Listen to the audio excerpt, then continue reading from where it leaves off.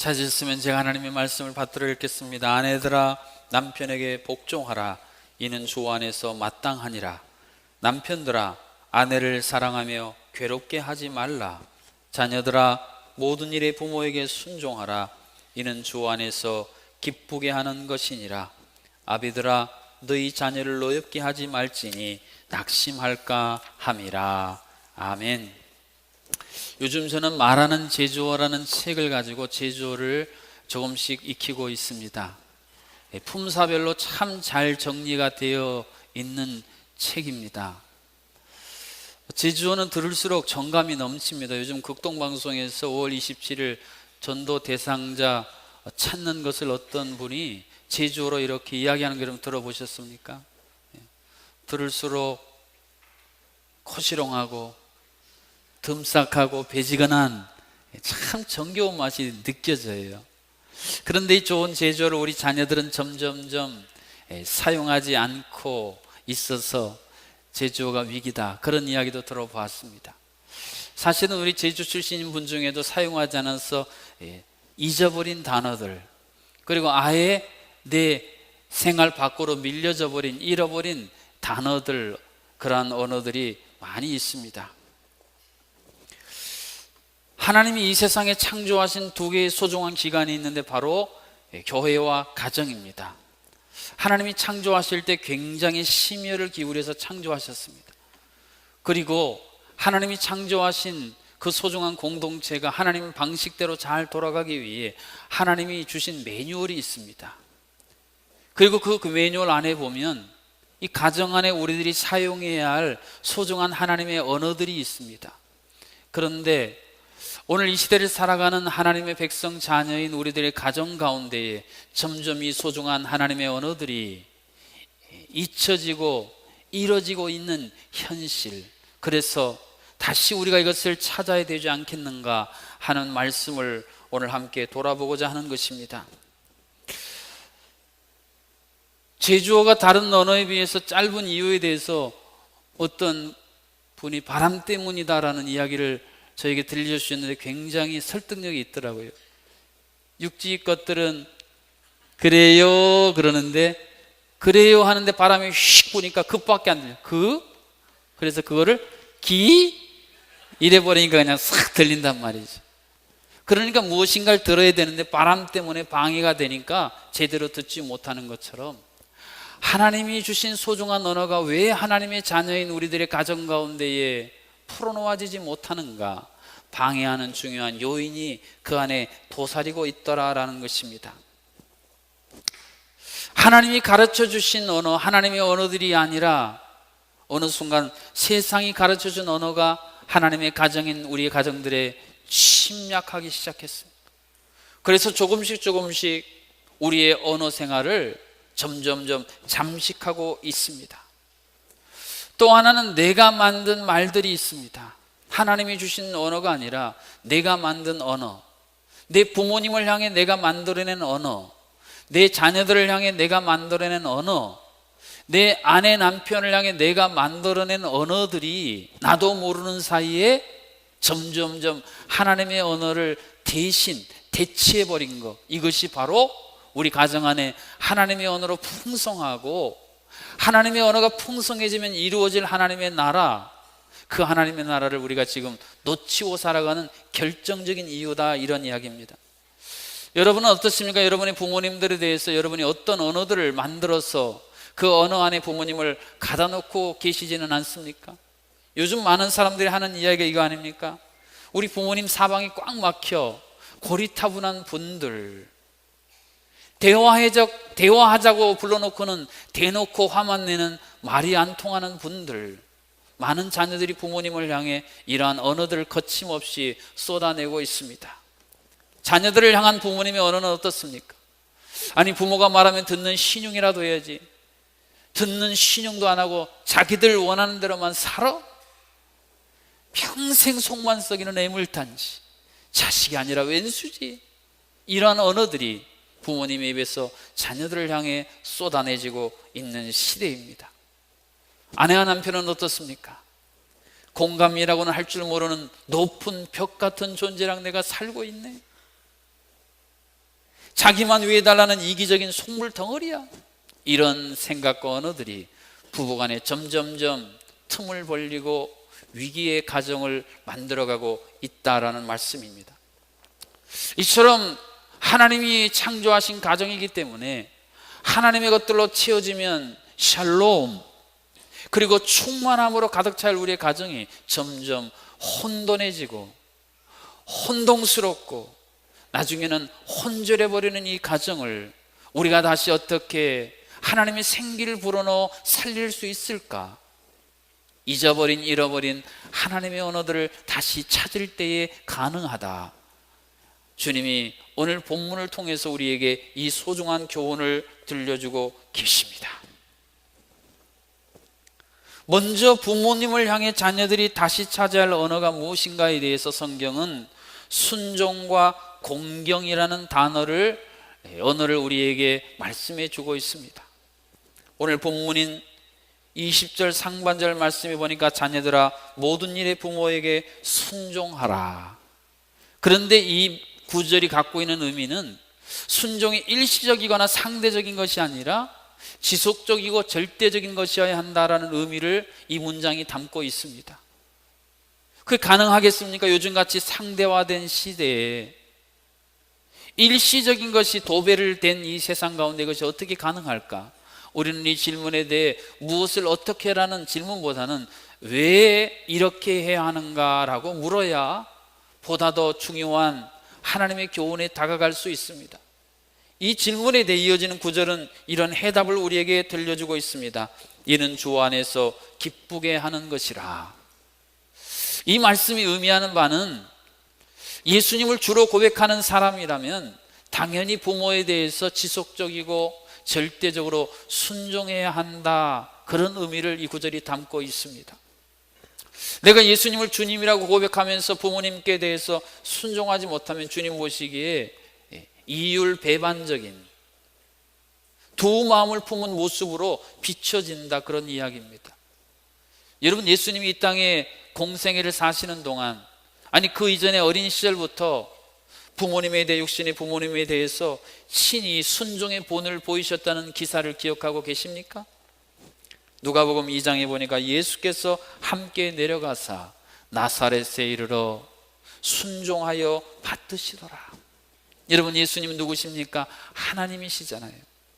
비록 육신의 부모님이시긴 하지만 하나님께서 그 육신의 부모님을 순종하여 받드시더라. 쉽지 않은 일이었습니다. 그러나 예수님은 해내셨습니다. 그러시면서 우리에게 말씀하시고자 하는 의도와 의미가 있습니다.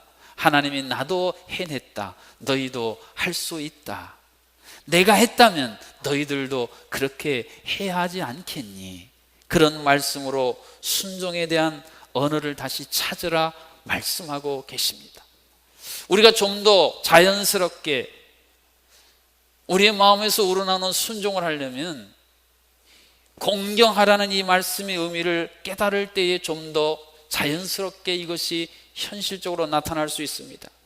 에베소서 6장 말씀, 내 아버지 어머니를 공경하라. 이 공경한다는 것은 가치를 둔다는 것입니다. 평가를 좀 높이 한다는 것입니다. 어떻습니까? 여러분이 여러분의 아버님 어머님에 대해서 어떤 가치를 정하고 계십니까? 그분들을 평가할 때 여러분은 어느 수준에서 평가하고 계십니까? 엄밀히 말해서 내가 이 땅에 존재할 수 있었던 그 뿌리 시작은 우리의 어머니의 아버지가 아니겠습니까? 그분들이 아니었다면 어떻게 우리가 이 땅에 존재할 수 있었겠습니까? 그분들이 우리를 돌보시는 과정 속에서 때로는 우리가 느끼기에는 역기능적인 모습을 보이시기도 했고, 내가 생각하기엔 부정적인 영향을 미치신 것 같기도 하지만, 그러나 모든 것이 합력하여 선을 이루시는 하나님의 섭리 아래서 오늘 내가 이렇게 하나님 앞에 나와 예배할 수 있도록 존재의 기반을 허락하신 분이 바로 내 어머니 아버지라는 사실을 우리가 알 수만 있다면 우리는 그분들에 대해서 상당한 무게중심 가치를 둘 수밖에 없다, 그런 말씀입니다. 우리가 함부로 평가하고 낮게 평가하는 우리의 잘못된 시선 언어들을 좀 끌어올려서 가치 없던 땅이 갑자기 개발된다고 했더니 엄청나게 가치가 천정부지로 상승하는 것처럼 우리가 우리 부모님들 향해서 새로운 가치 평가를 해보라는 도전을 오늘 주님이 우리에게 들려주고 계십니다.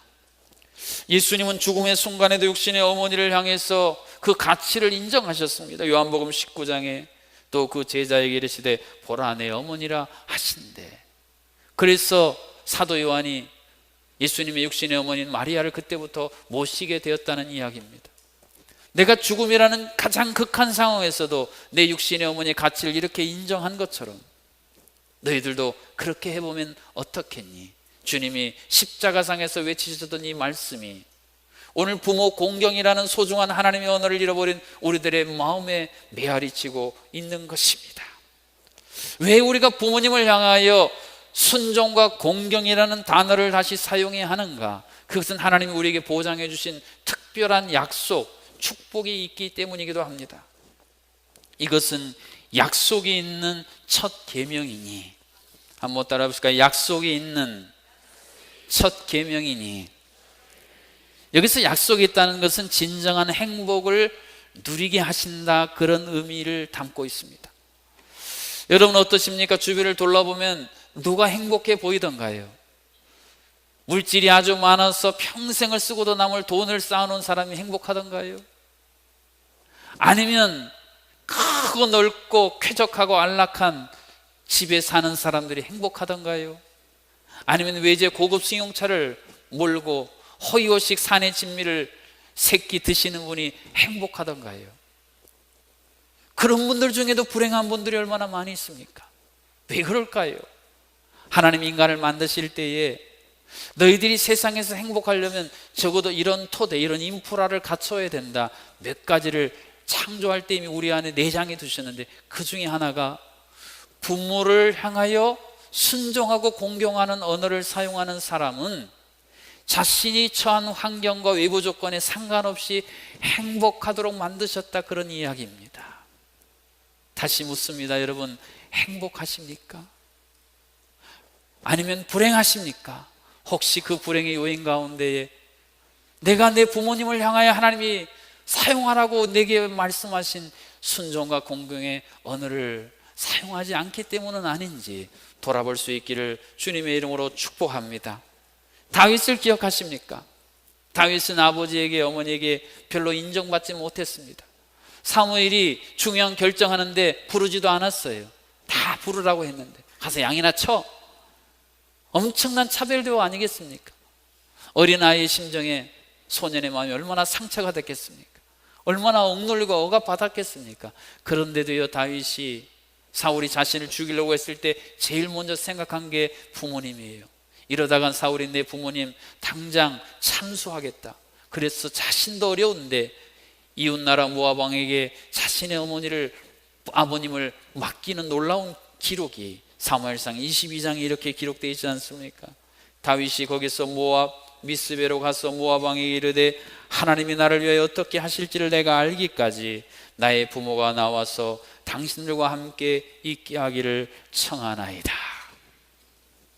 내 마음에 합한 다윗, 하나님의 마음에 쏙 들었던 이유 중에 하나가 부모에게 하라고 주신 이 순종과 공경을 어느 상황에도 변함없이 지속적이고 절대적으로 순종했기 때문은 아닐런지요.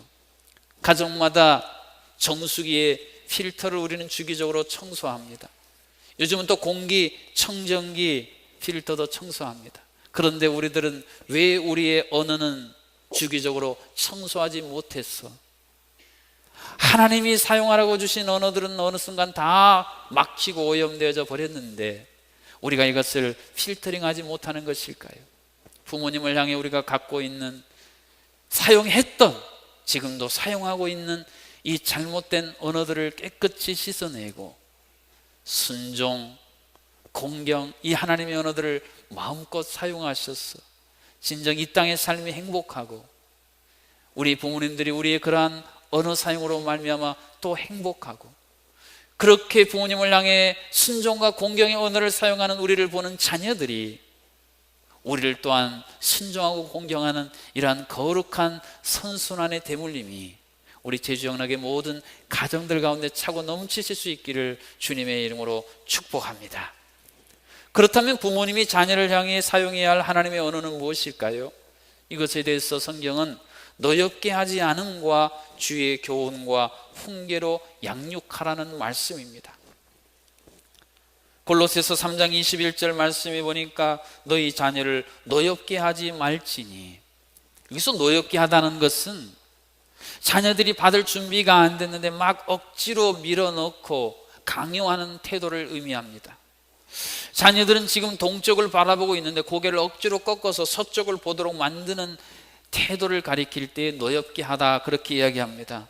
좀 더 쉽게 예를 들면 이런 것입니다. 신발 가게 신발을 사주러 갔습니다. 근데 부모님 눈에 쏙 들어오는 신발이 있어요. 야, 이거 좋은 신발이네, 이거 우리 애에게 딱 맞겠어, 굉장히 실용적이네. 그리고는 자녀의 의사는 하나도 묻지 않고, 더군다나 한번 신겨보지도 않고 나름대로 판단 탁 해서 이 정도면 돼 하고 신발을 사서 자녀에게, 야, 선물에다 이거 신어, 이거 멋있지, 너한테 딱 어울린다, 이거 신으면 너 건강해지고 아주 행복할 거야. 그리고 줬어요. 근데 자녀는 아무 말도 못하고 신발을 받아들고 신었습니다. 그랬더니 볼수록 내가 원하는 스타일이 아니에요. 거기다가 더 큰 문제는요, 시수가 너무 꽉 껴가지고 신발을 신고 걸을 때마다 발이 너무 아픈 거예요. 그러면 그 자녀의 마음속에는 어떤 마음이 들겠습니까? 속상하지요. 불편합니다. 이러한 마음을 이어지는 구절은 낙심할까 함이라라고 기록을 합니다. 이 낙심이라는 단어는요, 영어식으로 표현하면 소망을 빼앗아 버린 거예요. 소망을 빼앗아 버리는 거예요. 여기 써 있는 저로부터 오는 모든 부모님들이 그런 시행착오 많이 하지 않았습니까? 내가 부모로서, 아빠 엄마로서 내 자녀에게 소망을 심어준다고 했던 말들이, 그러한 생각과 태도들이 도리어 자녀의 마음에서 소망의 씨앗을 완전히 빼앗아 버린, 돌이켜 자녀 양육 훈육을 말라고 가르쳐야 될 때면, 그러한 일들이 생각날 때면 고개가 숙여지고 미어져오는 가슴을 억누를 수 없는 게 오늘 여기 있는 저와 우리 모든 부모님들의 동일한 마음이 아니겠습니까? 내가 왜 그때 그런 생각밖에 못했을까? 내가 왜 그때 그런 말밖에 못했을까? 내가 왜 그때 그런 행동밖에 못했을까? 타임머신이 있다면 돌아가서 그때 그런 생각, 그런 말, 그런 행동 안 했을 텐데 후회할 때는 또 얼마나 많이 있습니까? 우리가 이러한 오류를 최소화하려면 주의 있게 들어야 할 말씀이 에베소서 6장에 이어집니다. 너희 자녀를 오직 주의 교훈과 훈계로 양육하라. 오늘 한국교회 다음 세대 위기를 논하는 많은 전문적인 학자들이 왜 그런가? 그 중요한 요인 중에 하나는 자녀들을 향해 주의 교훈과 훈계로 양육해야 할 이 소중한 이 언어를 부모님들이 다 교회학교 선생님들에게, 교회학교 교육자들에게 다 일임하고 위탁하고 넘겨버리고 손을 뗐기 때문이라는 겁니다. 지금 미국에서 말입니다, 신명기 6장, 그래서 영어로 D6 패밀리 미니스트리의 대표이신 론 헌터 교수님이 이 점에 대해서 이런 유명한 이야기를 화두를 던졌습니다. 168분의 1 It is not enough. 168시간 중에 1시간, 이것 가지고는 충분치 않아요. 무슨 말입니까? 자녀들 일주일 동안 살아가는 시간을 계산해 봤더니 대략 168시간이랍니다. 그 중에 교회 와서 하나님 말씀 듣고 배우는 시간은 달랑 1시간. 그것도 온전한 1시간이 아니라 막 쫓기고 더 축소되어 가고 있는 그 짧은 시간. 세상에서 아이들이 진화론과 수많은 세상에 엄청난 포스트 모더니즘, 이 수많은 사조 사상들에 둘러싸여 쓰나미같이 몰려오는 아이들이 그 168시간 중에 1시간 가지고는 그 쓰나미를 막아낼 수 없다는 것입니다. 그 자녀들을 우리가요 하나님의 품 안에 지켜둘 수가 없다는 거예요. 다 세상에 지금 빼앗기고 있습니다. 만일에 아이들이, 자녀들이 가정에서 보내는 부모님과 함께하는 그 시간이 거기 더해지지 않으면, 거기 지원군으로 더해지지 않으면 이러한 현상은 점점점 더 심각하게 온 세계 교회를 뒤덮을 것이다, 그런 이야기를 하고 있는 것이죠. 지난 목요일에 마마클럽 기도의 부흥회를 가졌는데요, 지금 부산에서 어머니들이 이런 기도를 한 지가 근 10년이 됐다고 합니다. 그래서 놀라운 일을 체험했고 이것이 제주에 와서 1년이 됐는데, 그 부산 이 운동을 벌이는 권사님 한 분이 오셔서 눈물을 글썽이며 그런 이야기를 하는데 마음이 점이 왔습니다. 대가 끊어질 것 같아 너무 가슴이 아프다는 것입니다.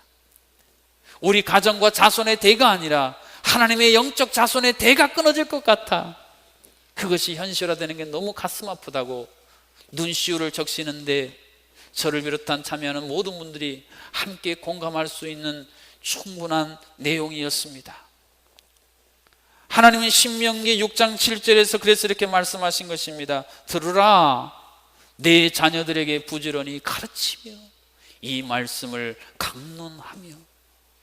우리는 주의 말씀과 주의 교훈과 훈계로 우리 자녀들의 귀에 끊임없이 들려줘야 하는데 그 모든 것에 여러 가지 이유로 입을 닫고, 그래서 우리 자녀들은 그런 소중한 이야기들을 듣지 못했기 때문에 점점점 세상을 향해 변질되고 무너져가고 있더라, 그런 이야기입니다. 우리 자녀들에게 들려줘야 할 소중한 이 언어들이 다시 한번 여러분의 자녀에게 전수됨으로 말미암아 우리 자녀가 살고, 그래서 우리 가정이 살고 우리 교회가 함께 더불어 살아나는 그런 놀라운 은혜가 바로 여러분의 입술을 통해서 여러분의 가정 가운데 자녀와 자손들 가운데에 전수되어질 수 있기를 주님의 이름으로 축복합니다. 마지막으로 부부 사이에 다시 찾아야 할 언어에 대해서는 사랑과 존경이라는 이야기를 들려주고 있습니다. 남편들 아내를 사랑하며, 이 사랑이라는 것은 주석에 봤더니 행복을 위해 돌보는 것이다, 행복을 위해 끊임없이 돌보는 것이다 했습니다. 여러분, 하나님이 아내들을 창조하신 재질은 뼈가 아닙니까? 본차이나예요. 그것도 그냥 싼 본차이나가 아니라 몇 천만 원, 몇 억 하는 본차이나예요. 여러분, 남편분들 그런 여러분 집안에 계시면 그거 함부로 다루시겠습니까? 혹시나 깨질까 봐 안전한 곳에 계속 깨끗하게 하고 정말 다룰 때 조심조심 다루시지 않겠습니까? 아내들을 사랑하는 게 바로 그런 것입니다. 그래서 아내들을 괴롭히지 말라 그랬는데 괴롭히는 게 뭐예요? 함부로 대하는 거죠. 본차이나가 말입니다, 수억하는 본차이나가 그거 가지고 개 밥그릇 쓰고 그러면 본차이나 입장에서는 어때요? 야, 내가 이런 가치가 있는데 나를 개 밥그릇밖에 못 써? 얼마나 속상하겠습니까? 그 그릇으로 보면 엄청나게 고문당하는, 괴롭힘 당하는 거예요. 그래서 사랑과 괴롭힘, 이 두 개념이 서로 지금 나란히 성경에서 기록이 되어져 있더라는 것입니다. 그러면서 심지어는 그리스도께서 교회를 사랑하시고 그 교회를 위해 자신을 주심같이 남편들이 아내를 사랑하라 말씀합니다. 이 구절 안에는 조건이 없습니다. 무조건. 이 구절 안에는요, 개인의 이기적인 것이 없는 비이기적인, 그리고 과거의 연애 시절엔 사랑했지만 지금은 사랑이 식었다는 과거 이야기가 아니라 현재 진행형으로 기록이 되어져 있습니다.